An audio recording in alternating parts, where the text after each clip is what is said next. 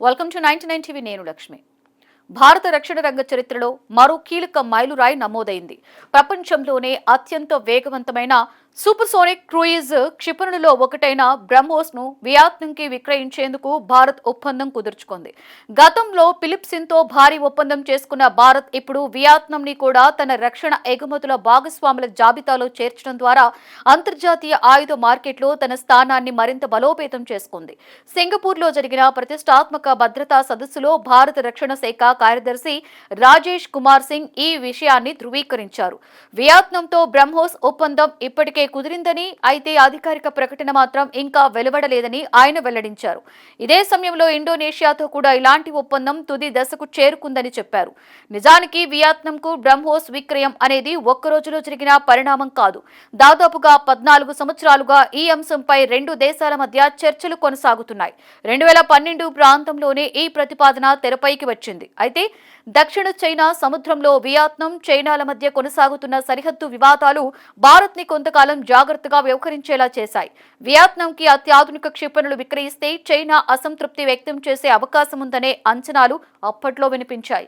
అయితే గత కొన్నేళ్లుగా ఇండో పసిఫిక్ ప్రాంతంలో మారుతున్న భౌగోళిక రాజకీయ పరిస్థితులు, భారత్ వియత్నాం వ్యూహాత్మక భాగస్వామ్యం బలపడడం, అలాగే చైనాపై ప్రాంతీయ దేశాలలో పెరుగుతున్న ఆందోళనలు ఈ ఒప్పందానికి మార్గం సుగమం చేశాయి. ఇప్పుడు అధికారిక ధృవీకరణ రావడంతో ఈ ఒప్పందం ఆసియా భద్రతా సమీకరణాల్లో కీలక పరిణామంగా మారింది.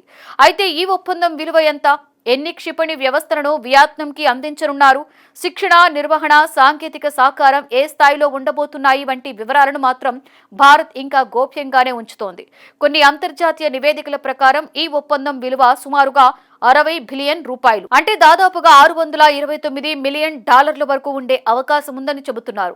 ఇందులో క్షిపణులతో పాటు శిక్షణ, లాజిస్టిక్ మద్దతు కూడా ఉండవచ్చని సమాచారం. బ్రహ్మోస్ కథ కూడా అంతే ఆసక్తికరంగా ఉంటుంది. భారత్, రష్యా సంయుక్త భాగస్వామ్యంతో రూపొందించిన ఈ క్షిపణికి భారతదేశంలోని బ్రహ్మపుత్ర నది, రష్యాలోని మాస్క్వా నది పేర్లను కలిపి బ్రహ్మోస్ అని నామకరణం చేశారు.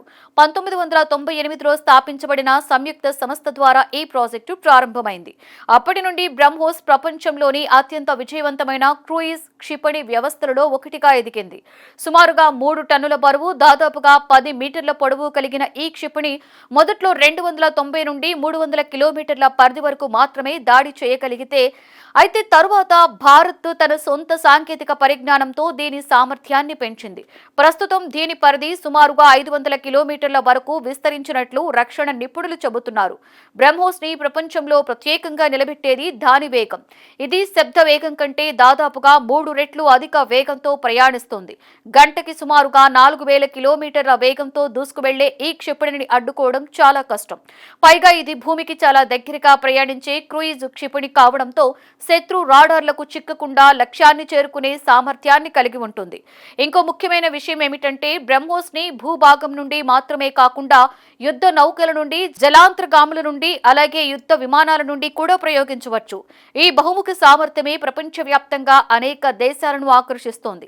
భారత్ ఇప్పటికే 2022లో ఫిలిప్పిన్స్తో దాదాపుగా $375 మిలియన్ విలువైన ఒప్పందంపై సంతకం చేసింది.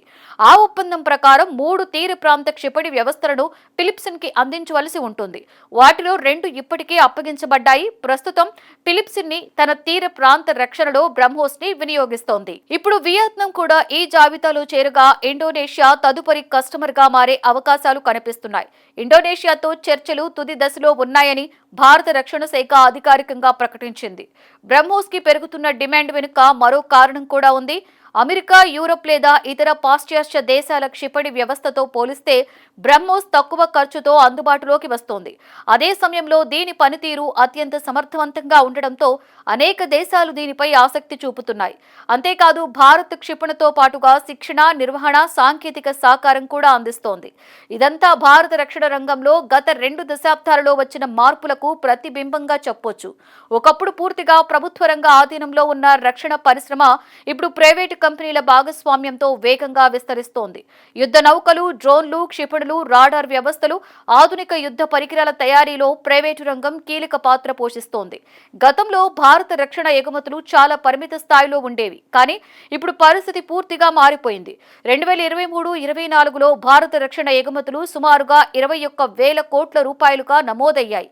2024-25లో అవి 28,000 కోట్ల రూపాయలకు చేరుకున్నాయి. 2025-26 నాటికి దాదాపుగా 38,000 కోట్ల రూపాయల స్థాయిని తాకాయి. రాబోయే సంవత్సరాలలో ఈ సంఖ్యను 50,000 కోట్ల రూపాయలకు పెంచడమే లక్ష్యంగా రక్షణ శాఖ పనిచేస్తోంది. ప్రస్తుతం భారత్ బ్రహ్మోస్తో పాటుగా ఆకాశ క్షిపణి వ్యవస్థ, పినాకా మల్టీ బ్యారెల్ రాకెట్ వ్యవస్థ, డ్రోన్లు, మందుగుండు సామాగ్రి వంటి అనేక రక్షణ ఉత్పత్తులను ప్రపంచ మార్కెట్ కు ఎగుమతి చేస్తోంది. ఆర్మేనియా వంటి దేశాలు ఇప్పటికే భారత ఆయుధాలను కొనుగోలు చేశాయి. మరికొన్ని దేశాలు కూడా భారత రక్షణ ఉత్పత్తులపై ఆసక్తిని చూపుతున్నాయి. ఫైనల్లీ వియత్నాం కి బ్రహ్మోస్ విక్రయం అనేది కేవలం ఒక ఆయుధ ఒప్పందం మాత్రమే కాదు, ఇది భారత విదేశాంగ విధానం, రక్షణ ఎగుమతుల వ్యూహం, ఇండో పసిఫిక్ ప్రాంతంలో పెరుగుతున్న భారత ప్రభావానికి ప్రతీకగా మారింది. ఒకప్పుడు ప్రపంచంలో అతిపెద్ద ఆయుధ దిగుమతి దేశంగా పేరుగాంచిన భారత్ ఇప్పుడు అత్యాధునిక క్షిపణులను ఇతర దేశాలకు విక్రయించే స్థాయికి చేరుకోవడం భారత రక్షణ రంగ పరివర్తనకు నిదర్శనంగా నిలుస్తోంది.